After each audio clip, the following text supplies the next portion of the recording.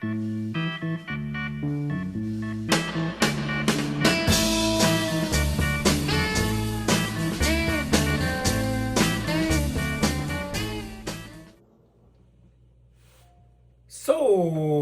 kitchen.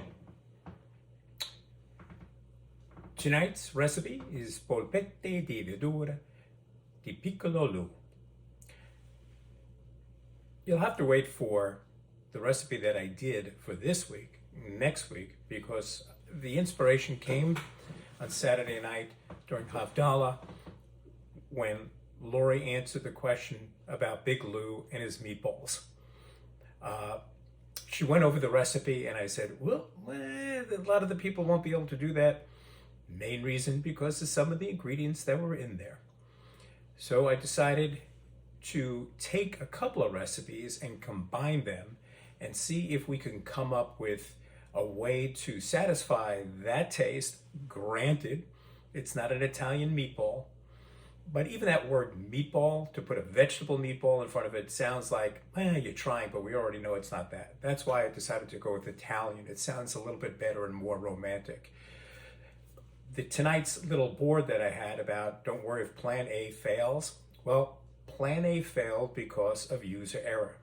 When I made the breadcrumbs, which were really nice, I added 1 cup milk.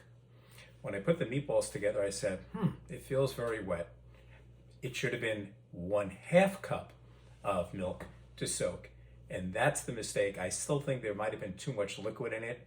So the meatballs didn't come out like meatballs or the polpette. It looked more like little pucks. I'm not going to call it that because I know the next time I make this, they'll be drier and they'll go into the spheres that they're supposed to be. I add a little fennel to it, but you'll see that in the recipe. I'm telling you that this works and the taste was fantastic. I also did a classic marinara sauce, which it only takes 15 minutes. It's very, very fresh tasting. It's perfect with the meatballs or the polpette. If you're going to make meatballs, I will tell you it'll be perfect for that too. Enjoy. And here are the ingredients for polpette di verdure piccolo Lu. So there is the bread. I want to show you how I hollowed it out. That's half a sourdough bread from Trader Joe's, so roughly about 7-8 ounces, and I just kept on crumbling them down. That is the Beyond Meat sausage, Italian sausage, and this is the Beyond Meat. I'll be mixing the two together. That's 1 pound each. Actually, the sausage is a little under a pound, but it should be all right. The Parmesan cheese grated down. We have garlic, of course, the minced onion, a couple of eggs that I've kept at room temperature. I'll beat them down. We have the chopped up parsley. Even though the recipe did not call for fennel, I did toast it up the fennel and grind it down. I'm adding it in because what's Italian without some fennel seed? And that's my oven thermometer, actually my meat thermometer that I'll use to test the spheres when they come out of the oven to make sure that they're coming up on 165. It'll be a little bit under because I'm putting that into the tomato sauce to cook it up a little bit more. The olive oils, the salt, the pepper, and now we move over to the marinara sauce. We'll call for kosher salt. There's the sprig of parsley. I'm going to use red pepper flakes, garlic, the canned tomatoes from San Marzano, and the can itself, which you'll see has water in it because it's about a cup of water, and you put that into the can to mix it up, and also water thins out the tomato sauce so it doesn't splatter up. I took out the basil that was in the tomato sauce because it doesn't add anything to the flavor anymore, and I'll be squeezing that down with my hands before we put it in. Just added the 1 cup of milk to the breadcrumbs, and we're going to let them sit for 15 minutes, and added the fennel to the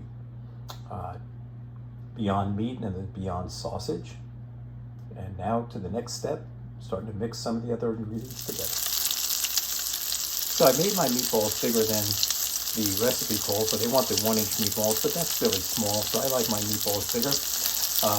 I started flipping them so you could see the color. They do brown up very, very nicely. And I'll flip over the others and continue cooking. It will need more than one batch of balls to cook, and then I'm going to put them in the oven, and I'll tell you why when I do. When I began to form the meatballs, I said, something's amiss here because they're not keeping their shape. And you can see they've turned more into patties than balls. And I said, by the way, I said, there's way too much liquid in this. So I was going to recommend cutting back. But this is user error. It did call for half a cup of milk. I put in 1 cup.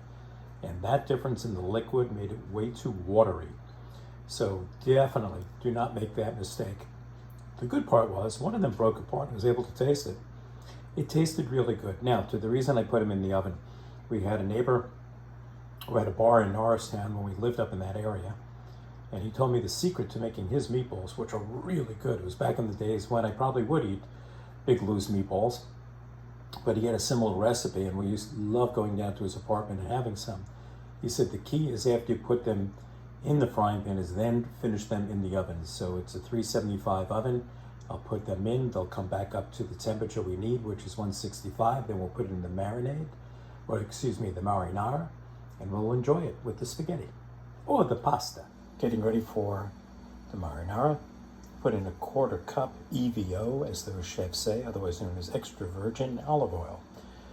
We're going to heat it up and put the garlic in. And remember, garlic should not go for more than a minute. Once you can start smelling it, it's time to add the next ingredient. Do not let it brown. You should be able to hear the garlic starting to sizzle. And it doesn't take long for that smell to come around. I like to mix up the oil. There's always those hot spots in the pan.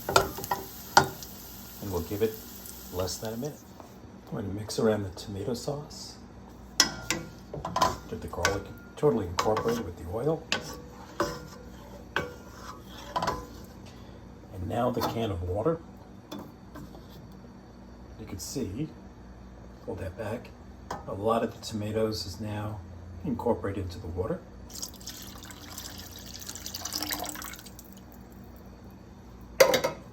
We'll mix that up.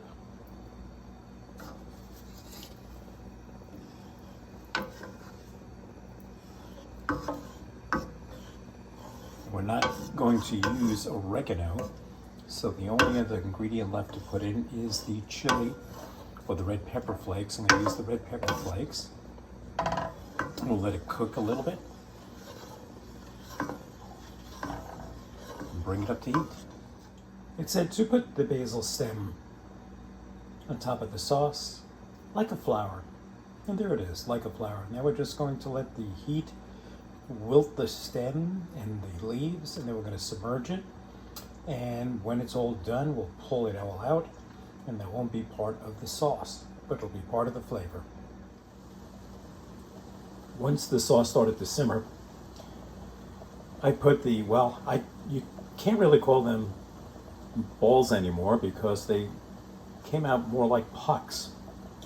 So we can say we put the pucks into the sauce, and that's where it's going to finish its cooking. It'll be about another 10 minutes. I've already tasted it. It is an absolutely delicious marinara sauce. It'll go great on the pasta. Ready to serve. It's all plated. I did add the pasta water to the sauce so it could stick. Should have mentioned that whenever I cook a tomato sauce, there's always going to be salt into the tomato to reduce the acidity of the tomato. There's our 2 dishes. The interesting thing with our little meat pucks, one of them broke down, and thereby making the marinara sauce into kind of like a quasi meat marinara. So, enjoy.